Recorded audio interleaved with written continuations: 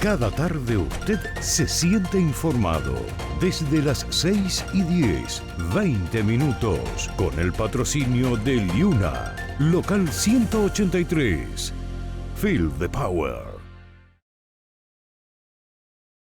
Cuando hay cambios en materia de inmigración, existen dudas. Cuando hay dudas, usted busca respuestas. Y para encontrar esas respuestas, Vilma Filici, Filici Immigration Services, especialista en inmigración, 416-482-1575.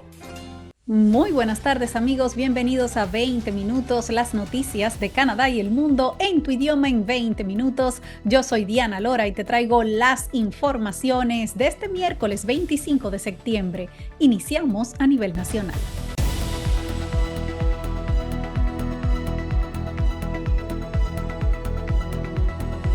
El Premier Ford quiere construir un túnel debajo de la autopista 401. El Premier de Ontario, Doug Ford, dijo este miércoles que su gobierno está estudiando la construcción de un túnel de decenas de kilómetros para los conductores y para el transporte público bajo la autopista 401 en el área metropolitana de Toronto. Así anunció Ford la mega obra que conectaría varias ciudades del GTA. That's why today I'm announcing that our government is exploring the feasibility of a tunnel. Hoy les anuncio que nuestro gobierno está explorando la viabilidad de un túnel debajo de la autopista 401. Ese túnel servirá como una vía express tanto para carros como transporte público. De Brampton a Mississauga, en el oeste, hasta Markham y Scarborough en el este, conectando con las vías principales y autopistas en todo el trayecto. Este túnel y vía express reducirán los atascos, apoyarán el crecimiento económico y ayudarán a que la gente se mueva más rápido. Y por supuesto, tal y como prometimos, el gobierno no permitirá ningún nuevo peaje en esta o en ninguna otra autopista. El Ministerio de Transportes de Ontario está evaluando la posibilidad de construir un túnel de una longitud de 55 kilómetros, para lo cual se está haciendo un estudio de viabilidad. El estudio también estimará los costos totales y los plazos asociados al túnel, que sería uno de los mayores proyectos de infraestructura del mundo. Ford dijo que su gobierno sería transparente sobre los posibles costos de esta construcción, aunque se ha negado repetidas veces a revelar los costos estimados de la construcción de la nueva autopista 413 que va a conectar las regiones de Halton, Peel y York. El anuncio se produce en un momento en que Ford ha insinuado que habrá elecciones anticipadas el año que viene. Durante sus comentarios, Ford atacó tanto al NDP como a la oposición de los liberales, diciendo que estos partidos están en contra de todo lo que se propone y que preferirían que el tráfico de Ontario permaneciera estancado, adelantándose a una oposición de estos partidos. Y es precisamente lo que ha ocurrido de inmediato. Tanto el NDP como los liberales han reaccionado al plan del túnel en la 401. Las líderes de la oposición en Ontario han cuestionado hoy las intenciones del Premier Doug Ford de construir un gran túnel de decenas de kilómetros por debajo de la autopista 401. Marit Stiles, líder del NDP en la provincia, reaccionó al anuncio de esta mega obra de esta manera. The Premier cannot dig himself out of the mess that he has created in El our Premier no podrá province, salirse del not desastre even que ha with a creado en fantasy nuestra tunnel. provincia, ni This siquiera is con un túnel de a serious fantasía. issue. Este es un asunto serio, la congestión del tráfico, pero esta no es una propuesta seria ni viene de un premier serio.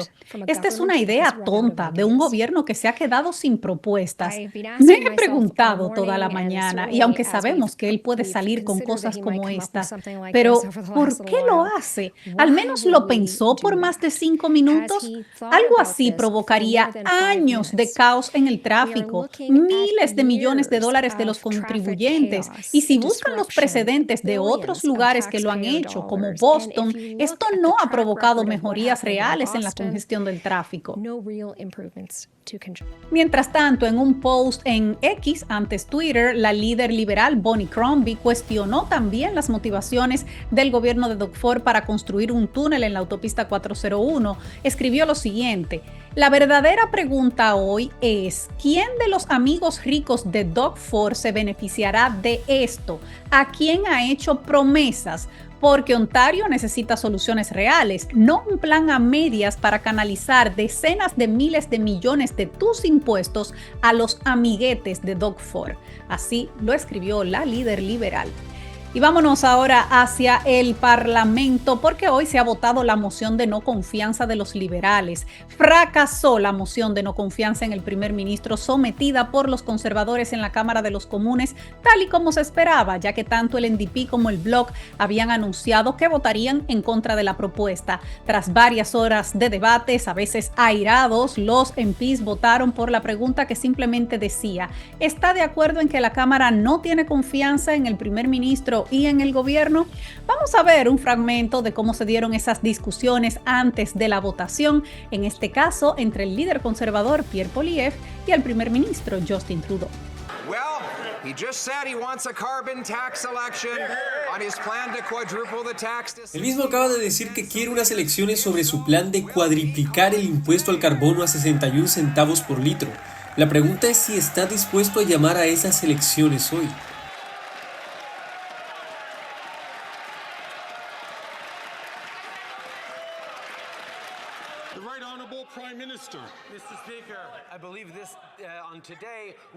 Lo que veremos hoy es que las personas en quien esta Cámara no tiene confianza es en el líder del Partido Conservador.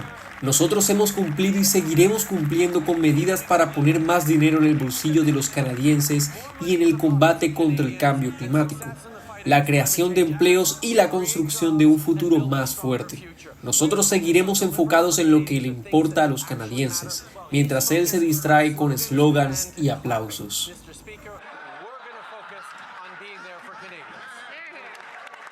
Bueno, finalmente la moción no pasó, pero los conservadores tendrán la próxima semana otra oportunidad de poner temas en la agenda. Mientras tanto, y siguiendo con la política, el Bloc le ha dado un ultimátum a los liberales. No se crean que este apoyo ha sido gratis. Esta mañana, Yves-François Blanchet, el líder del Bloc, le dio un ultimátum al gobierno de Trudeau y un plazo de un mes para que se comprometa a cumplir con sus exigencias, y ya vamos a explicar cuáles son. Le dijo a Trudeau que tiene hasta el 29 de octubre para aceptar ayudar a aprobar y promulgar dos proyectos de ley originados por el Bloc. Uno es relativo a las pensiones de las personas mayores y el otro a la protección de la gestión de suministros, y si no lo hace, empezará a hablar con los demás partidos para derrocar al gobierno de Trudeau. Ayer, cuando los periodistas le preguntaron al ministro de Salud, Mark Holland, qué opinaba de este plazo fijado por Blanchet, él respondió que prefería centrarse en conversaciones políticas. Creo que cada propuesta que se hace es algo que se considera, pero no creo que sea útil dar ultimátum. Creo que es útil demostrar que el Parlamento se centra en los canadienses y no en la política. También ayer la viceprimera ministra y ministra de Hacienda, Chrystia Freeland, declaró que se estaban manteniendo conversaciones con el Bloc y con el NDP sobre sus peticiones de medidas políticas. Bueno, pues hoy Blanchet no estuvo muy de acuerdo con esas palabras de Freeland y dijo lo siguiente. It is a friendly specialty. Es una especialidad de los liberales decir que están manteniendo conversaciones y que todos son sus amigos íntimos. Hasta ahora ha habido muy pocas discusiones y, como ven, no hay mucho espacio para la discusión. Algo muy importante es que entre ahora y el 29 de octubre nosotros podríamos llegar a la conclusión de que ellos no han usado el tiempo que le hemos dado para de manera exitosa avanzar con estos proyectos, y nosotros podríamos entender en 2 o 3 semanas que ha sido imposible seguir adelante, y si ese momento llega nosotros sabremos qué hacer. To successfully go forward with the projects.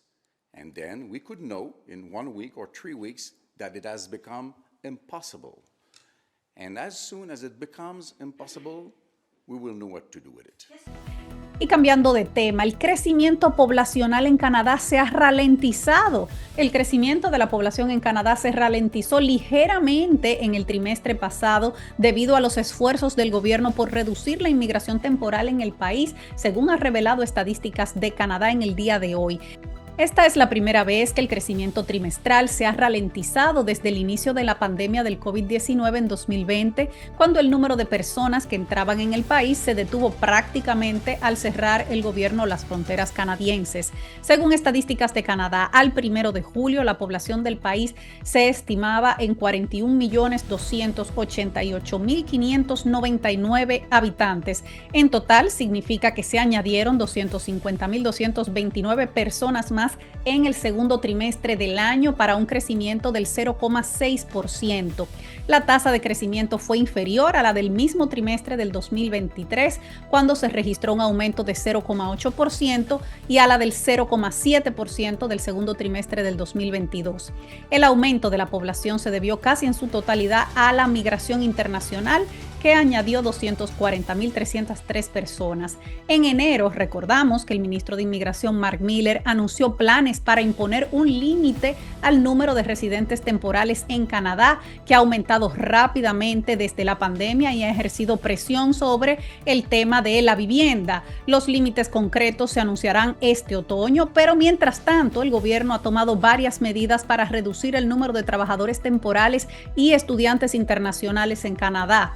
Estadísticas de Canadá dijo que el número de residentes no permanentes sigue creciendo, pero el ritmo de ese crecimiento se ha desacelerado desde octubre del 2023. En el segundo trimestre hubo un aumento neto de 117.836 residentes no permanentes, dijo Estadísticas de Canadá. Este fue el menor aumento neto desde el primer trimestre del 2023 y marca el tercer trimestre consecutivo de menores aumentos netos en el número de residentes no permanentes. El menor crecimiento de los inmigrantes temporales se debió principalmente a los cambios en los visados de estudiantes, según dijo Estadísticas de Canadá.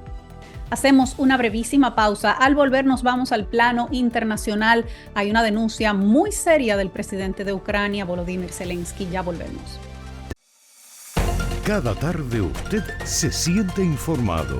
Desde las 6:10, 20 minutos, con el patrocinio de Liuna, local 183. Feel the power. Cuando hay cambios en materia de inmigración, existen dudas. Cuando hay dudas, usted busca respuestas. Y para encontrar esas respuestas, Vilma Filici, Filici Immigration Services, especialista en inmigración, 416-482-1575. Estamos de regreso en 20 minutos. Muchas gracias por acompañarnos. Damos un vistazo ahora a las informaciones a nivel internacional.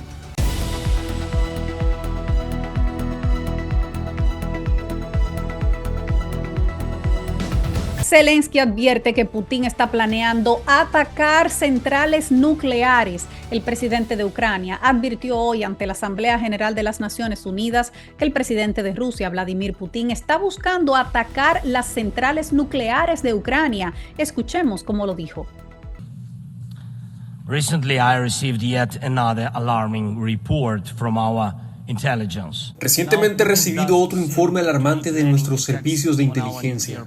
Ahora Putin parece estar planeando ataques contra nuestras centrales nucleares y la infraestructura, con el objetivo de desconectar las plantas de la red eléctrica. Por cierto, con la ayuda de información de satélites de otros países, Rusia está consiguiendo imágenes e información detallada de la infraestructura de nuestras plantas de energía nuclear. Pero, ¿qué es lo que esto significa?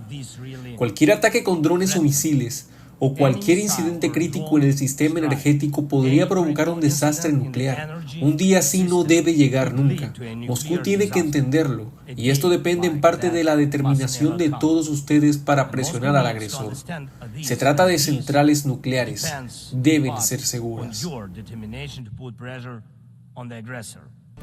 Zelensky aseguró que la radiación que pudiera emanar de estas plantas nucleares no conoce fronteras, indicando que los países europeos vecinos también podrían verse afectados si Rusia decidiera atacar una de estas centrales.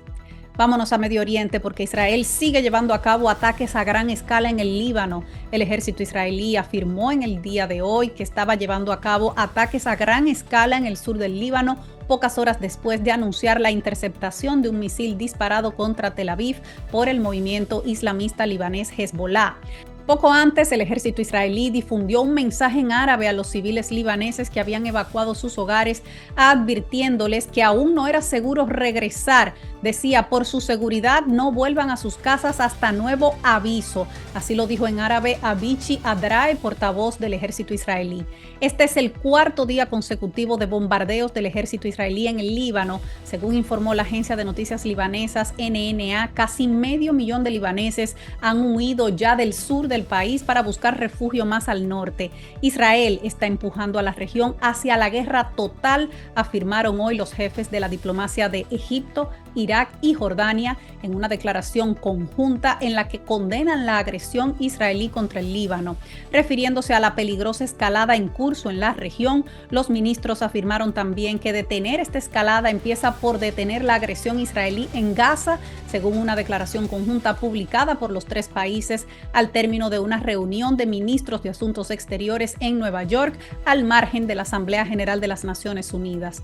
El primer ministro israelí Benjamin Netanyahu anunció que aplazará un día su salida hacia Nueva York para asistir a la Asamblea General de las Naciones Unidas, según declaró su oficina.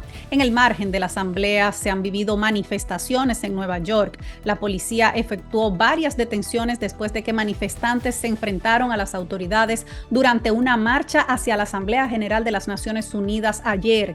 Las protestas fueron organizadas por Within Our Lifetime, un grupo pro-palestino que convocó una manifestación a gran escala para inundar Nueva York en favor de Gaza y de el Líbano.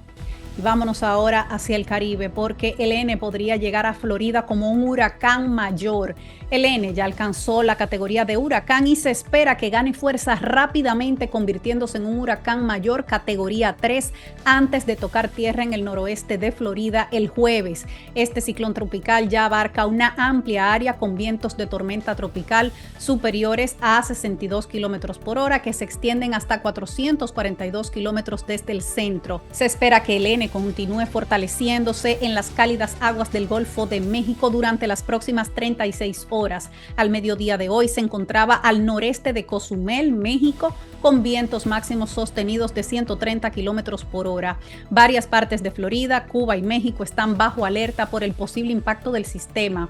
De manera preventiva, el Aeropuerto Internacional de Tampa anunció que suspenderá todas las operaciones comerciales y de carga a partir de las 2 de la mañana de este jueves ante los impactos del huracán Helene. Según la trayectoria actual, la ciudad de Tallahassee podría llevarse el mayor impacto de Helene y las autoridades están advirtiendo a sus ciudadanos que este podría ser el peor huracán de su historia. Ya para finalizar, vamos a ver lo que nos espera mañana en el clima en las principales ciudades del país.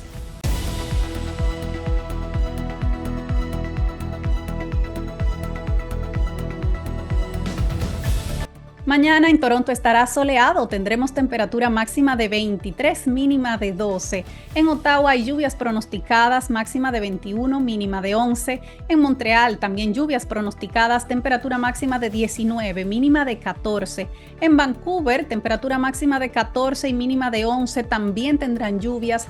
Y en Calgary también estará húmedo, lluvias pronosticadas y temperaturas entre 18 y 9 grados. Hasta aquí las informaciones de hoy, gracias por acompañarnos en 20 minutos. Recuerden ustedes que de lunes a viernes a las 7 de la tarde estamos en vivo en Ondas FM HD, Canal 4, con repetición a las 8 y a las 9. Así que si se perdió este noticiario, puede volver a escucharlo en las horas siguientes. También estamos en nuestro canal de YouTube, Ondas FM, y por supuesto en la página web de Ondas FM, ondasfm.ca. Ahí está toda la programación de esta emisora. Yo soy Diana Lora y como siempre me despido de todos ustedes recordándole a esa comunidad latina que unidos somos más fuertes. Juntos somos más. Hasta mañana. Cada tarde usted se siente informado. Desde las 6:10, 20 minutos, con el patrocinio de Liuna, Local 183. Feel the power. Cuando hay cambios en materia de inmigración, existen dudas. Cuando hay dudas, usted busca respuestas. Y para encontrar esas respuestas, Vilma Filici, Filici Immigration Services, especialista en inmigración, 416-482-1575.